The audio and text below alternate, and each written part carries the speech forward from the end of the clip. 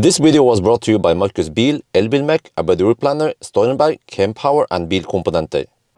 Yo, what's up? We're now at the cleavage, and behind me here you see the new Toyota bZ4X. It has some minor improvements, and today I will just do a quick review and also talk about the charging solution they have, charging card. So yeah, we will plug in. Excuse my bad parking, because these squares, they actually don't make any sense, because the charge port is placed here, which is, you see, perfect for this car to plug in. You just tap it here,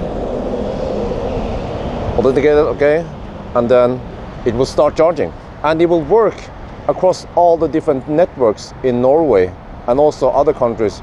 But at least in Norway it will work on, for example, Mer and Ionity, but it does not work on Supercharger and also not on Circle K, if I got that correct. So yeah, but then is this a good deal, because you can actually get 20% discount on Recharge and Mer on all the other places. Why is it taking so long? Alright, I'm charging now, and yes, do I want to get in the My Room mode? Yes, because then the heat will be on. It's kind of weird that you have to enter a mode like that, but okay.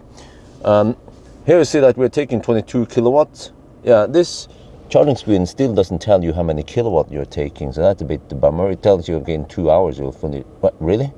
In 2 hours? Okay. Yeah, but 22 kilowatts. So what is new with this 2024 model is that the battery heater is now more powerful. So I'm not sure if we'll see anything here. Yeah, no, probably not. Well, also another thing new is these infrared heaters here. Now, I tried, of course, when I didn't have the camera around, they did work and they fire up. But then when I had the camera ready to film this, then it was simply not cold enough.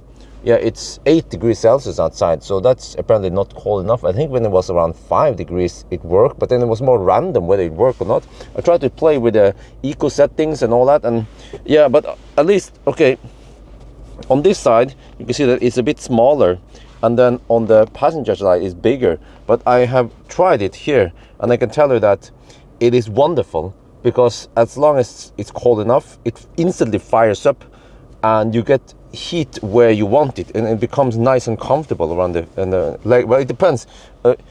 If you drive like this, you hit the area. If you drive like this, then you will be slightly outside of it. And I'm not sure if you drive like this how it is. So just try to act normal, and then you should get the best comfort. But I noticed that the heat pump usually takes several minutes before it fires up. It could be, well, I mean, it feels like forever, but let's say 2 to 4 minutes before you actually get some heat out. But then this infrared is instant, so it was wonderful as long as it worked, at least. So you have 3 different deals here. The cheapest one is called Go, and it doesn't have any monthly cost, but for some reason it costs 120 NOK to activate this, and then you have 1 month where you can cancel it. And then you have to pay 6.9 NOK per session you charge. So regardless of how many kilowatt hour you fill in, 6.9, every time I say NOK something, just divide it by roughly 10, and you should get dollars or euros. So, but I use NOK because this is relevant for Norwegian followers. So 6.9 NOK just to start the session. I'm not sure about that. That was something that was common maybe 10 years ago. But nowadays, okay, it's a bit weird, but I mean, there's got to be some disadvantage by going for the cheapest deal, right? And then the slightly more expensive deal is then active. Then you get 5% discount on everything, Recharge, Mer, Ionity, and but then the disadvantage is that it costs 50 NOK per month, and you still have the 1 month you can cancel it, but then you don't get the 6.9 NOK per session starting fee. But if you do the math here, based on this, you have to charge roughly 170 kilowatt hour per month before it pays off, and that is actually a little bit weird. I'll come back to that.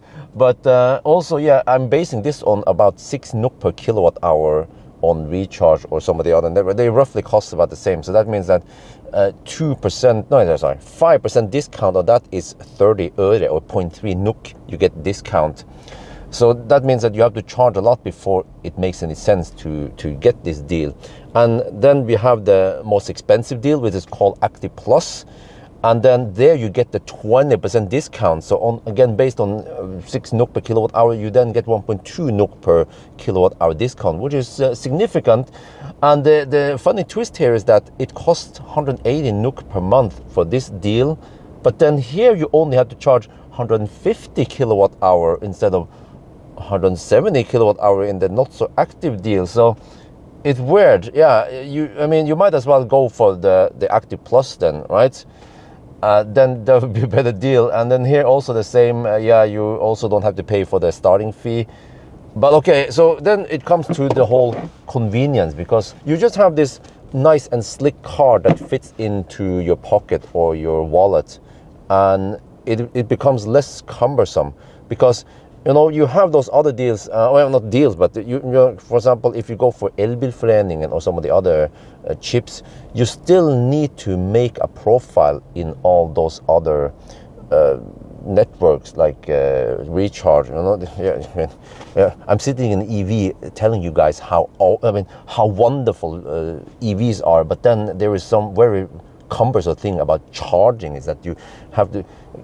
I'm at Shell, by the way. Do you have to do this shit when you want to fill gas? No, of course not. But okay, anyway, back to my point is that, okay, so if you go for Elbilmek or some of the other deals, you still have to make a profile in those places. You have to then be billed via recharge, via mail. You get several bills. Here, they take care of this, and then you only get one bill. So very convenient, and then also if you charge a lot, you also get the discount. But however, I should mention that, yeah, it also works on Ionity. Ionity is a bit special because I mentioned 20% discount, right, when you have the, here. Well, if you go for Ionity Passport, it is a lot better, because there it costs only around 6 euros or 60 NOK per kilo, 60 NOK per month, 69 I think it was.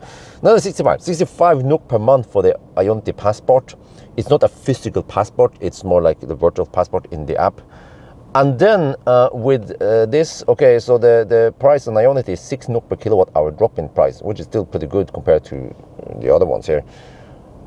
But with the Toyota, you then get away with 4.8 NOK per kilowatt hour. With Ionity Passport, you get away with 3.8 NOK per kilowatt hour, and then, you know, 65 NOK per month. So if you charge a lot on Ionity, get Ionity Passport. It is a lot better deal. But of course, if you want to be able to charge everywhere else and you don't want to dick around with too many bills, just one bill to rule them all, get the Toyota. But in my opinion, I have mixed feeling about this charging card, and also I haven't dug into other charging deals with other brands. How are they? But to me, okay, if you just don't want to deal with anything that cumbersomeness with charging, get this card. If you're a retired, you know, pensionist, then just get this card, and you don't care about cost.